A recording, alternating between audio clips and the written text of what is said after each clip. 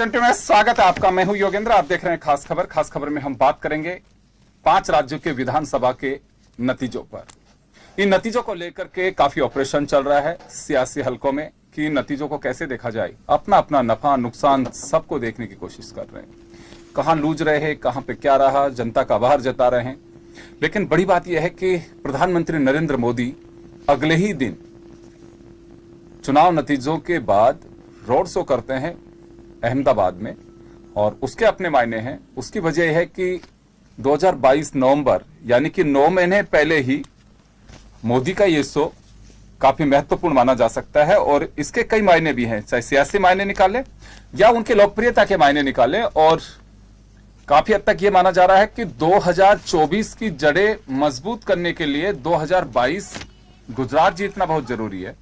बेशक आप वहां से आते हो, लेकिन मेहनत हर किसी को करनी होती है, और आप इसका अंदाजा लगा सकते हैं कि मोदी कोई कोर कसर नहीं छोड़ते हैं। बेशक ये कहा गया हो कि उत्तर प्रदेश के चुनाव में मोदी को पसीना बहाना पड़ा, रुकना पड़ा, इससे अंदाजा लगाया जा रहा था कि शायद बीजेपी कुछ खो रही है। लेकिन ये मेहनत का नतीजा उन्होंने 10 तारीख को साबित किया कि किसी भी प्लेटफॉर्म पे मोदी के यहां एक्सक्यूज नहीं है। अगर कहीं को लेकुना है तो उसे दुरुस्त करना ही करना है, और होना भी चाहिए किसी भी पार्टी के लिए। देखिए, आलोचना किसी की भी हो, लेकिन कुछ खूबियां भी होती हैं, मुझे लगता है कि वो पूरी करनी चाहिए। इंदिरा गांधी को मैं पढ़ रहा था, काफी चीजें हो सकता है कि दोनों की आइडियोलॉजी अलग हो और लोग स्वीकार नहीं करें, लेकिन एक कार्य क्षमता और काम करने की जो शैली है, कहा जाता है कि नरेंद्र मोदी इंदिरा गांधी काफी हद तक एक सिमिलरिटी रखते हैं। इलेक्शन कैंपेन हो, चाहे उनका अंदाज हो, कई मायने ऐसे कहे जा सकते हैं। तो चले हम चर्चा शुरू करेंगे। और चुनाव नतीजों का चलिए जोड़ बाकी गुणा भाग ये तो सब चल चुका होगा, 24 घंटे बीत चुके हैं। लेकिन अब क्या 2024 में विपक्ष घेर पाएगा, या जिन राज्यों में चुनाव है वहां विपक्ष एकजुट होकर के ये कुछ करिश्मा कर पाएगा कि बीजेपी की सांधी को रोक पाए। तो चले योगेंद्र गुप्ता साहब आम आदमी पार्टी से हमारे साथ में हैं, राजेंद्र मेघवाल जी हमारे साथ कांग्रेस से हैं, और मनीष पारिक जी हमारे साथ भाजपा से हैं। मैं राजेंद्र जी आपके पास आना चाहूंगा। देखिए, कांग्रेस की जड़ें मजबूत हो सकती हैं कार्यकर्ताओं के बीच में, लेकिन अपना जनाधार कमजोर पड़ा है, यह कांग्रेस को स्वीकार कर लेना चाहिए। और उत्तर प्रदेश में चूक रही नहीं रही, या रणनीति का हिस्सा था कि हमें अकेले ही चुनाव लड़ना है, मैं इसमें नहीं जाना चाहूंगा। लेकिन जो भी रणनीति रही वो कोई बहुत, मैं कहूं कि बुद्धिमत्ता वाली नहीं रही, या फिर उसमें सफल नहीं हो पाए। क्या लगता है आपको कि भाजपा की आंधी को रोकने के लिए, आंधी मैं इस वजह से कह रहा हूं कि आगे आने वाले दिनों में हिमाचल हो चाहे गुजरात हो, या फिर 9 राज्यों के चुनाव 2023 के हो, 24 से पहले 15 राज्यों के अंदर विधानसभा चुनाव हो चुके होंगे, तो अब आपको लगता है कि विपक्षी दल अगर भाजपा को घेरना है तो अपनी रणनीति बनानी होगी। और खासकर कांग्रेस को, जैसे ममता बनर्जी को भी मैं कुछ देर पहले सुन रहा था, उनका स्टेटमेंट देख रहा था, तो उन्होंने कहा कि कांग्रेस को अब आगे आना चाहिए, साथ आना चाहिए। तो लीडरशिप कांग्रेस अपनी रखेगी या किसी के साथ जाना चाहेगी, या फिर कांग्रेस के रणनीतिकार हैं इसमें मंथन करेंगे, विचार होगा, आगे क्या निकलता है, क्या लगता है आपको? निश्चित रूप से योगेंद्र जी, जो अभी 5 राज्यों के चुनाव है उसमें मतलब हमारा जनाधार राज्यों में घटा है, इस बात से कोई इनकार नहीं कर रहे हम। लेकिन हम ये भरोसा देते हैं कि 2024 के अंदर जिस तरीके से पूरे देश के अंदर अगर भाजपा को, मोदी जी के कुशासन को, या जो भी उनकी जन विरोधी नीतियां हैं उनका अगर किसी ने पुरजोर तरीके से राष्ट्रीय स्तर पर विरोध किया तो वो कांग्रेस पार्टी है। और कांग्रेस पार्टी एकमात्र राष्ट्रीय पार्टी है जो कि भाजपा को चुनौती भी दे सकती है और टक्कर भी दे सकती है। हम अपना पूरा का पूरा फोकस यूपी के अंदर अपना संगठन को मजबूत करने में पूरे टाइम लगाएंगे। बहन प्रियंका जी के नेतृत्व में, जैसा कि आपको पता है, 3 साल पहले से वो लगातार एक सक्रिय विपक्षी भूमिका उत्तर प्रदेश में निभा रही थी। तो उसी तरीके से हम उम्मीद करते हैं कि इन 5 राज्यों में जो भी सरकार में जीतकर आए हैं, उन्होंने जो भी वादे जनता के साथ में किए हैं या उन राज्यों की मतदाताओं के साथ वादे किए हैं, तो उन वादों को पूरा करें। और केंद्र की सरकार से भी हमारी ये अपेक्षा रहेगी कि ये जो बचा हुआ समय है 2024 के बीच का, उस दौरान में जितने भी महंगाई को लेकर है, या चाहे बेरोजगारी को लेकर है, चाहे किसानों की समस्याएं हैं, चाहे व्यापारियों की समस्याएं हैं, चाहे युवाओं की समस्याएं हैं, चाहे महिलाओं की समस्याएं हैं, जितने भी वादे जिन जिन वर्गों के साथ भी किए हैं, जिस तरीके से देश की अर्थव्यवस्था जिस तरीके से मतलब बहुत बुरे दौर में गुजर रही है, और जिस तरीके से युवाओं के साथ में उनके रोजगार के अवसर छिन गए हैं, आम आदमी की आय घट गई है, जो हमारा, लेकिन मैं एक बात, तो ये तमाम चीजें तो इन राजेंद्र वादों को पूरा करें। राजेंद्र जी, जब केंद्र चुनाव सरकार परिणाम ने के भी- बाद हम लोग डिबेट कर रहे थे, तो एक हिंदुस्तान का एक आम आदमी है, आज भी 70% जो लोग हैं मतदाता हैं, वो जीडीपी की डेप्थ को नहीं समझ पाते, है ना। बेरोजगारी का रेशो क्या चल रहा है उसको नहीं समझ पाते हैं। नोटबंदी हुई, उसका मकसद क्या था, ना तो वो लोगों के समझ में आया, और उससे हमें क्या उठाना पड़ा। विपक्ष कहता रहा कि बहुत बड़ा खामियाजा देश को उठाना पड़ा है, सारी बातें कि कहां ब्लैक मनी, लेकिन वो सब चीजें रही नहीं। या तो आप लोगों को अब अपना ट्रैक बदलना होगा, अगर मोदी को घेरना है तो। देखिए, महंगाई है, इसे खारिज नहीं कर सकते, बेरोजगारी है, इसे खारिज नहीं कर सकते, कानून व्यवस्था की भी बात हो सकती है, खारिज नहीं कर सकते, लेकिन जनता को वो फेस, उनका अंदाज भा रहा है। प्रशांत किशोर जो रणनीतिकार हैं, आप लोगों के साथ में भी रहे, उनका एक कहना है कि आपको ब्रांड मोदी से निपटने के लिए आपका अंदाज बदलना पड़ेगा। विपक्ष के अभी समझ में नहीं आ रहा ये सब। नहीं, योगेंद्र जी, निश्चित रूप से आप देखिए ना, अगर मामला इश्यूज पे आता है या जनता से जुड़े हुए मुद्दों की बात होती है, तब ये पूरी तरीके से बैकफुट पे आते हैं। क्योंकि आप एक चीज देखिए, 2019 के अंदर भी, 2014 के अंदर भी मोदी जी कुछ वादे करके आए थे जनता से, उन वादों के बारे में कोई बात नहीं हुई। 2019 का चुनाव किस आधार पर लड़ा गया वो भी आपने देखा, और 2019 के अंदर भी जो वादे करके आए, उन वादों की बात हो, और आपने देखा होगा कि करीबन 2.5 साल से ज्यादा का वक्त निकल चुका है। अब 3 साल, मई में करीबन 3 साल हो जाएंगे केंद्र की सरकार को।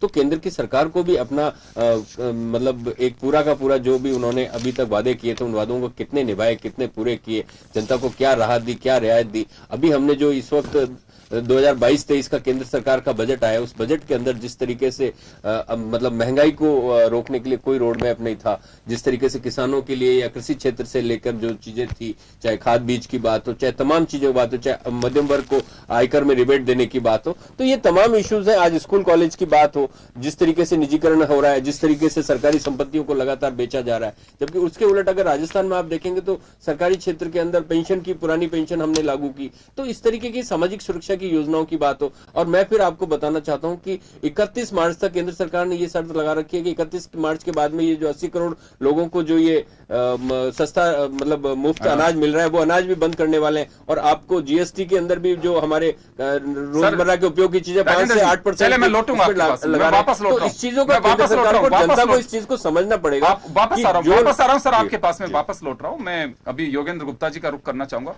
योगेंद्र जी, दूसरा राज्य में सत्ता आप लोगों ने हासिल की, कांग्रेस के बाद आप लोगों का नंबर है। देश में ऐसी तीसरी पार्टी बनी है जो एक राज्य से बाहर निकल करके, अभी वर्तमान में ऐसे बहुत सारे जनता दल ने राज किया और भी दूसरी पार्टियां रही, लेकिन अभी आपकी एक पार्टी बनी है कि जो दूसरे राज्य में भी चली गई है।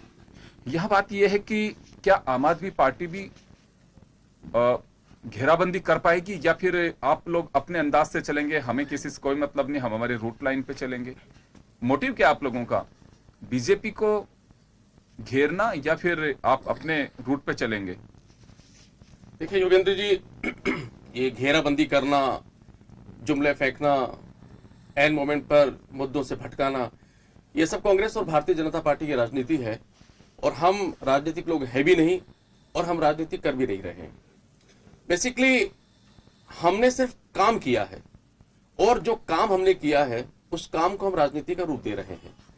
और मैं आपको यहाँ पे कहना चाहता हूं कि हमारा ना किसी से कोई कंपटीशन है, ना हम किसी को फॉलो कर रहे हैं, हम अपना सिर्फ काम कर रहे हैं।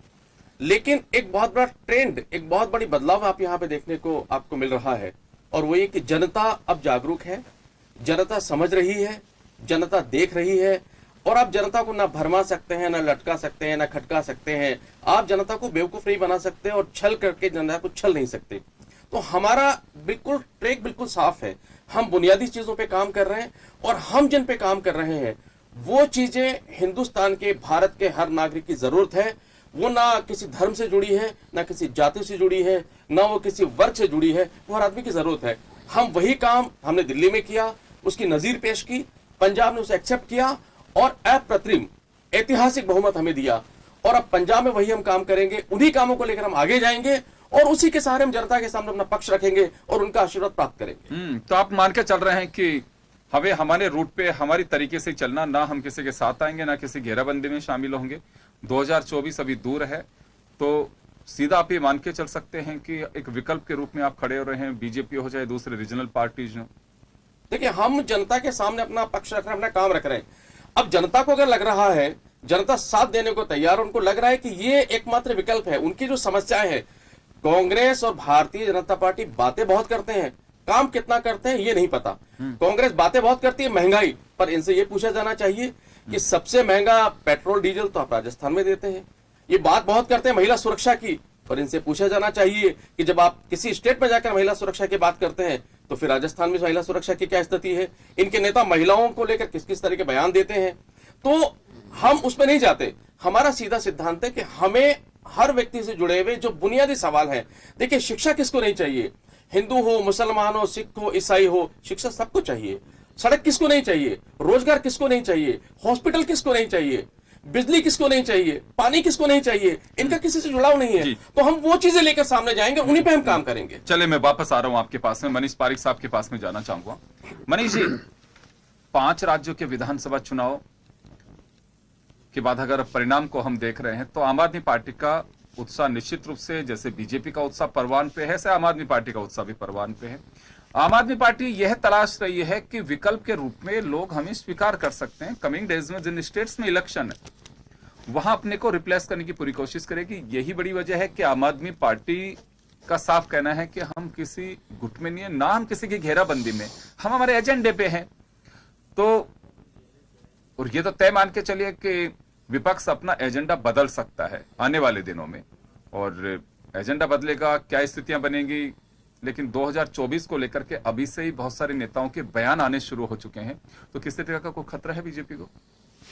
नहीं, वो 17 में भी ऐसे कह रहे थे, आम आदमी की सीटें नहीं आई, गोवा में कह रहे थे वहाँ भी नहीं आई। ये तो खैर मैंने, जैसे इन्होंने खुद नहीं कहा कि हमारा कोई कंपटीशन नहीं है, हम राजनीति करते ही नहीं है, तो क्या बात करें। ठीक है, वो तो संदेह है, और जो भी कोई उस पर लॉटरी आधारित काम है, हो जाएगा, लग जाएगा। इसलिए मुझे कोई इस बारे में, पंजाब में अब लॉटरी मान के चल रहे हैं, जो भी ये जानते हैं वहाँ के बारे में क्या हुआ है क्या नहीं हुआ। लेकिन जो राष्ट्रीय नीतियां बात हो, देश की सुरक्षा नीति की बात हो या कृषि नीति की बात हो, उसमें जिसका कोई विजन ही नहीं है, उनको क्या बात करेंगे हम। तो इस बारे में मैं समझता नहीं। मनीष जी, ऐसा क्यों लग रहा है कि आम आदमी पार्टी का कोई विजन नहीं है? आप ये कह रहे हैं ना, हम तो है ही नहीं, हम तो मतलब ही नहीं, हम किसी कंपटीशन ही नहीं है हमारा तो कोई। हम तो बस विजन उसका हो सकता है जो बिजली पानी कंपटीशन रखे।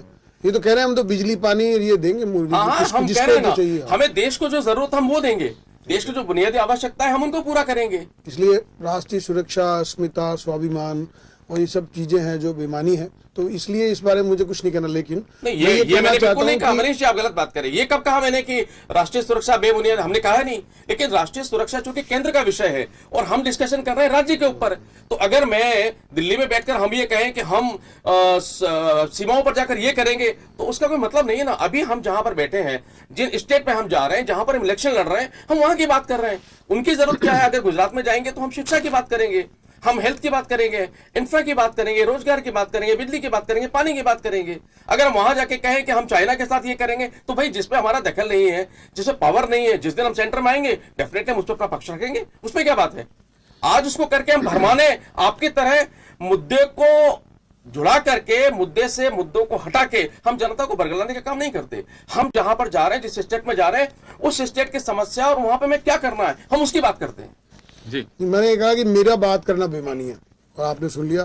इनको यही पता नहीं है कि मैं ये कह रहा हूं कि मेरा बात करना बेमानी है, इनका बेमानी है नहीं कहा मैंने। चलो खैर, ये आ जाएगा। दूसरी बात ये है कि जो मैंने आपको कहा कि योगी को कैसे हराना है, तो लड़कियों के वोट के लिए प्रियंका गांधी आएंगी, लड़की हूँ लड़ सकती हूँ, मुसलमान के वोट के लिए अखिलेश यादव जी काम करेंगे, और दलितों के वोट के लिए मायावती करेगी, और इस तरह से सब करके बीजेपी को हराना है। उन सब जो साजिशन बातें थी, उनका जवाब यूपी में मिला है, आपने देखा। तो आपको लग रहा है कि घेराबंदी करने के लिए बाहर दिखावा था, अंदर सब एक थे? जी। और दूसरी बात मैं आपको निवेदन करूं कि इस बारे में भी इनको अपने आप पवित्रता साबित करने के लिए यही कहना पड़ेगा कि हम इसमें नहीं है, हमारा किसी से कंपटीशन नहीं है, क्योंकि वो जानते हैं कि इतने बादल छा चुके हैं, इतनी कालिख पुज चुकी है कि अपने आप को सेव करने के लिए यही कहना पड़ेगा। और दूसरी बात मैं आपको कहना चाहता हूं कि जो पूरे मुद्दे पूरे करे, जो वादे पूरे करे, वो भारतीय जनता पार्टी बात करे, सांस्कृतिक राष्ट्रवाद की बात करे, उसको सांप्रदायिक पार्टी कह दो।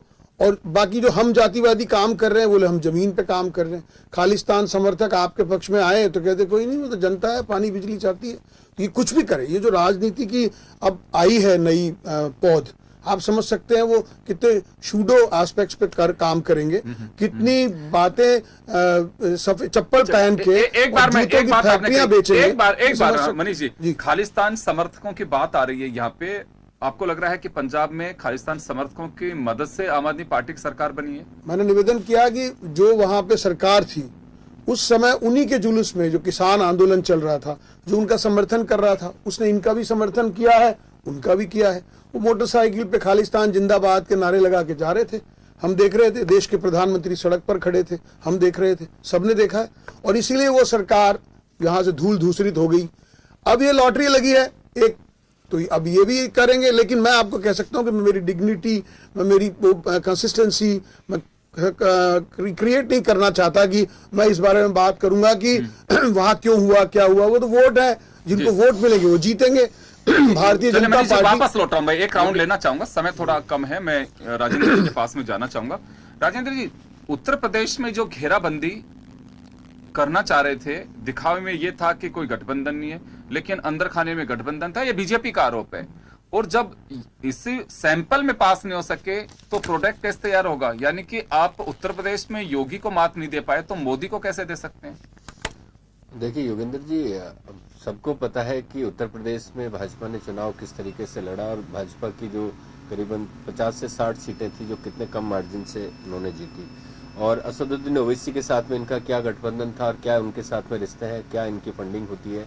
दूसरा, मायावती के साथ में किस तरीके का एक, जो कि 2007 में फुल फ्लैज और पूरे बहुमत के साथ सत्ता में आती है, और एक पूरा का पूरा एक पूरे वर्ग का वोट जिसके पास होता है उसका एकदम से एक सीट आना अपने आप में क्या संकेत है। मतलब आप देखिए ना, इनका जिस तरीके से अपनी जो जांच एजेंसियां हैं, चाहे सीटें कम आने से क्या लगता है कि वो वोट डाल के किसी को डलवा दिया? नहीं, मायावती जी का जिस तरीके से, मायावती जी के ऊपर जिस तरीके से टेरर था, जिस तरीके से आपको पता होगा 2017 के अंदर जब इन्होंने नोटबंदी करी थी, तो सबसे पहले मायावती जी की जो पार्टी है आपकी बहुजन समाज पार्टी, उसका करीबन 1000 करोड़ रुपया था। या उसके बाद में इनकम टैक्स के इनके लोगों के ऊपर जो पड़े छापे और ईडी के अंदर जिस तरीके से उनके ऊपर प्रेशराइज किया गया, तो इस तरीके से उन्होंने पूरी तरीके से झुकाया। तो आपने देखा होगा मायावती जी ने तो चुनाव भी बेमन से लड़ा। वो कहीं पे भी आपको पता होगा कि बहुजन समाज पार्टी जब से माननीय काशीराम जी के बाद से जब पार्टी बनी, उसके बाद में कभी भी बहुजनों ने इतने साइलेंट तरीके से प्रचार प्रसार नहीं किया। तो ये तमाम बातें मैं फिर आपको बोलना चाहता हूं कि 2019 में मोदी जी जैसे मतलब पुलवामा और ये मतलब शहादत के ऊपर वोट मांग कर आ गए, जहां पे अपने 19 के अंदर, सॉरी। और लेकिन 2019 के अंदर जो वादे करके आए, उन वादों का भुगतान मोदी जी को करना पड़ेगा। मैं फिर बोलना चाहता हूं कि उन्होंने किसानों से आय दुगनी करने का वादा किया था फरवरी 2022 तक, वो फरवरी 2022 जा चुकी है, उसका वादे का जवाब देना पड़ेगा। महंगाई कम करने, 100 दिन के अंदर महंगाई कम करने का वादा किया था, वो महंगाई कम नहीं हुई, महंगाई कई गुना बढ़ गई। 2 करोड़ रोजगार प्रतिवर्ष देने का वादा किया था, वो रोजगार कहीं मिले नहीं। उसके अलावा 15 लाख खाते में डालने की बात थी। ये तमाम बातें तो हमारा विपक्ष के रूप में, हमारा विपक्ष के रूप में पहले कही, मैं वही कह रहा हूँ योगेंद्र जी, ये 5 राज्यों के विधानसभा चुनाव है सर, फेस वहां नहीं, मैं 2014 की तरफ से नरेंद्र मोदी ही था, लेकिन विपक्ष घेराबंदी नहीं कर पाए। देखिए मैं क्या कह रहा हूँ ना, महंगाई है, मैं कह रहा हूँ ये बात आज महंगाई है, 11.2% जनता का मुद्दा है, महंगाई है, आपके बात से मैं सहमत हूं। महंगाई आज मुद्दा है, बेरोजगारी आज मुद्दा है, कानून व्यवस्था आज मुद्दा है, इसमें कोई बात नहीं है।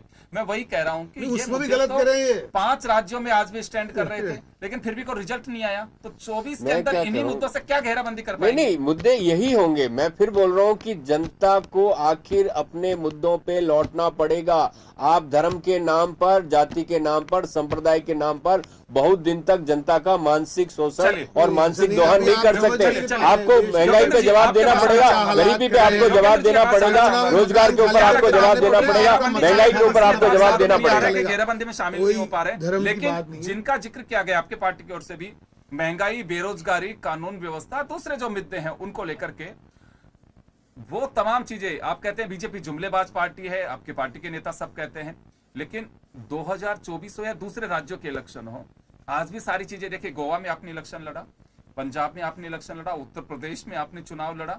जो 3 राज्य ऐसे थे जहां पे आप लोगों ने काफी एक्सरसाइज की। उत्तराखंड में बहुत ज्यादा आप लोगों ने नहीं किया। ये 3 राज्य तो ऐसे रहे जहां पे खूब दम लगाया आपने, बीजेपी को सीधा मुकाबले में मान के चल रहे थे, घेराबंदी करने की कोशिश की। मुद्दे तो यही होंगे आगे भी। नहीं योगेंद्र जी, जहां तक 3 राज्यों में चुनाव लड़ने का सवाल है, बाकी राज्यों में उत्तराखंड है, गोवा है और उत्तर प्रदेश है। देखिए, आपको एक चीज समझनी होगी, और वो चीज है कि हम एक शैशव अवस्था में हैं। हम सिर्फ 9 साल हमारी पार्टी को हुए हैं, और अगर आप डेटा उठा के देखेंगे पूरे अंतर्राष्ट्रीय स्तर पर, तो आम आदमी पार्टी की 9 वर्ष में जो उपलब्धियां हैं, वो विश्व की सर्वाधिक फास्टेस्ट ग्रोइंग राजनीतिक पार्टी है। अब हमने उत्तर प्रदेश में चुनाव लड़ा। मैं एक स्टेट की बात करता हूं आपसे। देखिए, उत्तर प्रदेश में 400 से अधिक सीटें हैं, विशालकाय स्टेट है। भारतीय जनता पार्टी जैसी धन का बम्बारमेंट करने वाली पार्टी के सामने खड़ा होने और चुनाव लड़ने के लिए डेफिनेटली उत्तर प्रदेश जैसे स्टेट में हमारे पास संसाधन बहुत कम थे। तो हमारा जो पहला टारगेट क्या था, हमारी एंट्री थी वहां पर, हमारा पहला टारगेट था कि इन चुनावों में हम अपनी बात को रख पाएं, लोगों को समझाएं। दूसरा, वहां पर चूंकि हमारा संगठन नहीं था, तो इन चुनावों की वजह से हमने अपने वहां संगठन गांव-गांव, ठाणी-ठाणी में खड़ा किया और लोगों को हमने समझाया। हम उसमें सफल हुए हैं। अगले चुनाव आप देखिएगा कि हम पूरी शिद्दत के साथ लड़ेंगे और बहुत अच्छे सकारात्मक परिणाम आपको मिलेंगे। आप गोवा को देखिए, गोवा में पिछली बार गए थे, 6% से ज्यादा वोट मिले और हमको सीट एक भी नहीं मिली। लेकिन इस बार हम गए, हमने लोगों को समझाया, जनता ने एक्सेप्ट किया और हमको 2 सीटें दी। अगली बार आप देखिएगा कि वहां भी रिजल्ट बेहतर होगा। यही उत्तराखंड में हुआ है। हम वहां पर गए, ठीक है, उनका कुछ प्रतिशत हमें मिला है, आशीर्वाद हमें मिला, उन्होंने इतना यकीन हमारे ऊपर नहीं किया, लेकिन हम जब अगली बार जाएंगे तो आप देखिए वहां पर हमें उतना आशीर्वाद मिलेगा। तो हमारे संसाधन सीमित हैं, हम स्टेट में जाने की कोशिश कर रहे हैं, लोगों को समझा रहे हैं, वो एक्सेप्ट कर रहे हैं। थोड़ा समय लग रहा है, लेकिन अंतिम रिजल्ट ये है कि लोग हमारी बात को समझेंगे, क्योंकि हम उन बातों की बात कर रहे हैं जिनकी उनको जरूरत है। और हर स्टेट पे वही कहानी बात है सर। आप बात क्या कर रहे हैं? आप महंगाई की बात कर रहे हैं, आप बेरोजगारी की बात कर रहे हैं। इससे अलग क्या सब्जेक्ट को है नहीं अभी नहीं। और जो वाजिब है आप लोगों की बात, मैं खारिज नहीं कर रहा इससे, पब्लिक की डिमांड क्या है आप उस पर फोकस कर रहे हैं। यही तो मैं बात कह रहा हूँ। तो बीजेपी सामने, आप लोगों के सामने एक चेहरा कौन है? नरेंद्र मोदी है, अभी भी दिखाई देंगे वो। तो ऐसे में कैसे सफल हो पाएगा विपक्ष, विरोधी दल कि मोदी को घेर सके? मैं वो जानना चाह रहा हूँ। देखिए योगेंद्र जी, वही आपको कह रहा हूँ, इन्होंने तो कह दिया कि हिंदू मुस्लिम करके चुनाव लड़ेंगे। देखिए, हम वही आपको समझा रहे हैं कि जो महंगाई का मुद्दा है, चूंकि अगर महंगाई पे पूरे देश पे काबू पाना है तो वो भारतीय जनता पार्टी को करना चाहिए। बहुत हुई महंगाई की बार, अब की बार मोदी सरकार। वो जुमला अब बदल गया है, बहुत हुई सस्ताई की मार, अब की बार मोदी सरकार। ये जुमला बदल गया। बहुत हुई पेट्रोल डीजल की मार, अब की बार मोदी सरकार। ऐसा मारा कि आदमी पेट्रोल से साइकिल पे आ गया, और मुझे लगता है कि साइकिल को उन्होंने आतंकवादी बता दिया, अब वो साइकिल से नीचे। देखिए, महंगाई के बार मैं भी सह रहा हूं, मैं भी जनता का एक व्यक्ति हूं, लेकिन मैं बात कर रहा हूं, सुनिए, मैं जवाब दे रहा हूं। नहीं, समय कम है सर, सॉरी, लेकिन वही मैं आप लोगों से कह रहा हूं कि महंगाई है। महंगाई बीजेपी के लिए खुद को भी एहसास है कि महंगाई बहुत जबरदस्त है, कहीं हम इसमें गिर न जाएं, लेकिन जनता का एजेंडा कुछ और है। उन्हें कोई मतलब नहीं है नरेंद्र मोदी के सामने महंगाई है नहीं है, बेरोजगार मिल रहा नहीं मिल रहा है। वो कुछ और ट्रैक चाहती है जो शायद मोदी दे रहे हैं उनको रिटर्न के रूप में। नहीं, वो हमने किया ना दिल्ली में, हम वही तो कर रहे हैं। देखिए, हमने क्या किया, हम अपने स्तर पे क्या कर सकते हैं। हमने 200 यूनिट बिजली फ्री दी अपनी तरफ से। वो जो गरीब तबका है, वो जो कम आय वाला तबका, उसको हम दे रहे हैं इस बहाने से। मैं मनीष जी के पास जाना वही तुम कर रहे हैं। मैं जाना चाहूंगा आपके पास में। ये सब चीजें जिस ट्रैक पे बीजेपी चल रही है, विरोधियों का साफ कहना है कि लंबे समय तक नहीं चलती है। एक बार के लिए आप सरकार बना सकते हैं, लेकिन जनता वैसे ही नीचे भी उतारती है, ये साफ कहना है। और भरोसा है इनको कि आज नहीं तो कल अच्छे दिन आएंगे। ये 2 बातें हैं। अभी जैसे जब अपने सरकार कांग्रेस पार्टी की थी, मनमोहन सिंह जी प्रधानमंत्री थे, 11.4 मुद्रास्फीति की दर थी, अभी 5.2 है। तो ये जो महंगाई की बात है, ये तो बात कह नहीं सकते। मुद्रास्फीति की दर का कंसर्न सीधा होता है। सरकार तो खुद मान रही है महंगाई है, आप कह रहे हो इन्फ्लेशन। ऑलरेडी बदलने से इन्फ्लेशन रेट की बात है। वो जो रिक्शा चलाता है ना, वो आपके यहाँ पे नहीं पड़ता। वो तो सिर्फ ये देखता है कि तेल लेने जा रहा हूँ, सुबह कमाया, शाम को 200 लीटर का तेल। अब आप 80 करोड़ वो एक गरीब आदमी जो प्लम्बर होता है, वो जब जाता है, तो बंद कर रहे हैं। तो इसका महंगाई कम होगी ना अपने आप ही। आप समझ रहे हो कब तक दोगे? आंकड़ों से पेट भर देंगे क्या? आंकड़ों मत हो जाए, आपकी उलझाने की जो राजनीति है वो चलने वाली नहीं है। मनीष जी वाइंड अप कर रहे हैं जी। मनीष जी, तो मैंने आपको कहा कि जो राष्ट्रवादी दल है, उनकी अपनी एस्पेक्ट है। पूरे भारत में ऐसे वो एक तरफ नहीं काम कर सकते हैं, उनको पूरे देश की बात करनी पड़ती है, और इसीलिए ये काम करते भी हैं। लेकिन जो कहा वो करके दिखाया। और मोदी जी ने सुशासन की बात करी, योगी जी ने सुशासन की बात करी। इन्होंने कहा कि हम सांप्रदायिक आधार पर वोट नहीं ले सकते एक बार, तो हमने कहा कि 3 बड़े मुद्दे हमारे एजेंडे में थे, हमारे सीने में थे, वो तीनों पूरे करे हैं। और जो कोरोना में हिंदुओं को घर छोड़ के पलायन करना पड़ा, वहाँ देश के गृह मंत्री रुके, वहाँ उसका फर्क पड़ा। चलिए, मैं और माफी आपने चाहूंगा देखा मनीष जी, कि मैं समय कम दे पलायन पा रहा चला हूं गया, आपको। इनका मकान ले आपको जाएंगे समय- कोई, समय और ये कम दे कहते पा रहा हूं, रहेंगे नहीं समय हमको कम दे दे पा रहा हूं, देंगे, समय मकान का तो अभाव दे है, मैं सकते हैं रोकना बड़े चाहूंगा, मैं आदमी। रोकना चाहूंगा। तो चलिए, हम चर्चा करना चाह रहे थे, क्या विपक्ष घेराबंदी कर पाएगा या विपक्ष अपने अपने टापू पे बैठा रहेगा कि मैं बड़ा मैं छोटा, मैं बड़ा मैं छोटा? अगर ऐसा सब कुछ चल रहा तो घेराबंदी होना बहुत मुश्किल है। मुद्दे वही रहेंगे। आज महंगाई है, मुद्दा है, बेरोजगारी है, मुद्दा है। लेकिन बीजेपी जिस ट्रैक को चाहती है, बीजेपी जनता की नब्ज अभी फिलहाल समझ रही है कि हमें सही तरीके से यही अप्रिशिएट करने के लिए जिस रूट पे चल रहे हैं, जनता उसी को अप्रिशिएट कर रही है, विपक्ष को खारिज कर रही है। लेकिन देखना होगा कि ये तमाम चीजें हैं, जनता के जो मुद्दे हैं वो कब तक गौण रह पाते हैं। बहुत बहुत शुक्रिया आप तमाम अतिथियों का, हमारे दर्शकों का। खास खबर में इतना ही, दीजिए इजाजत, नमस्कार।